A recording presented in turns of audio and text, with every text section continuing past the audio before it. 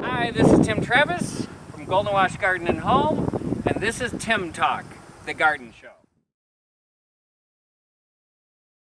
In today's episode, we're going to talk about one of my favorite flowering shrubs. It's called the rhododendron.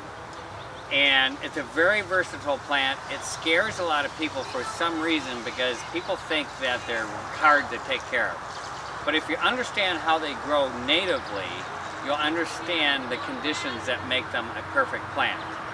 Rhododendrons are actually native to North America, like in the central part of the United States, Asia, and Europe.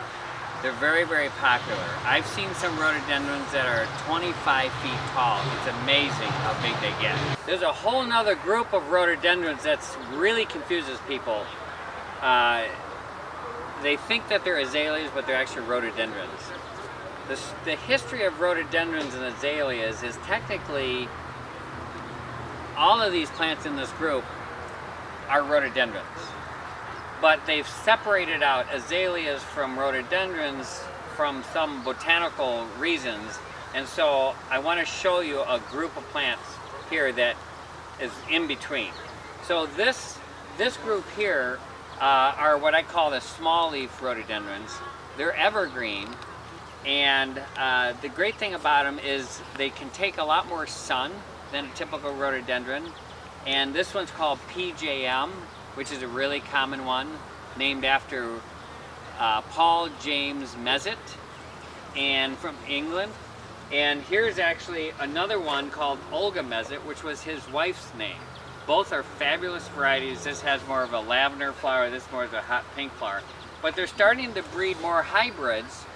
For example, this one's called Baden Baden, which is a hybrid of this whole series of rhododendrons.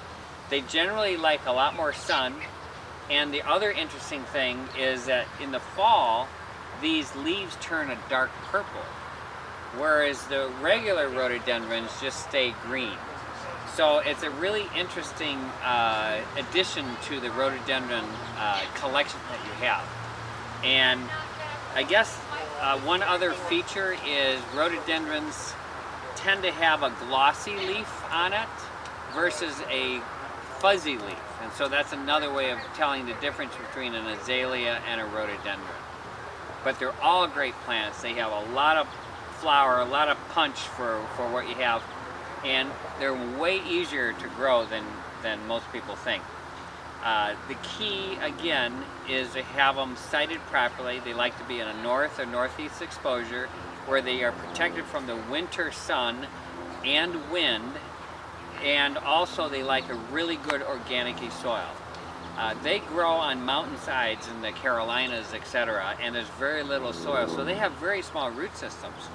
And so they just need that top 10 inches of soil to be really good organic soil, a lot of like mulch and compost and just really loose, good, well-drained soil. And you'll be really happy with your rhododendrons for a long time. Hey, thanks for watching. This is Tim Travis from Tim Talk, the garden show. We have more episodes coming. Watch us on YouTube, Facebook at Golden Wash, and what's the other one? Our website. Oh, our website, yeah, goldenwash.com. Thank you.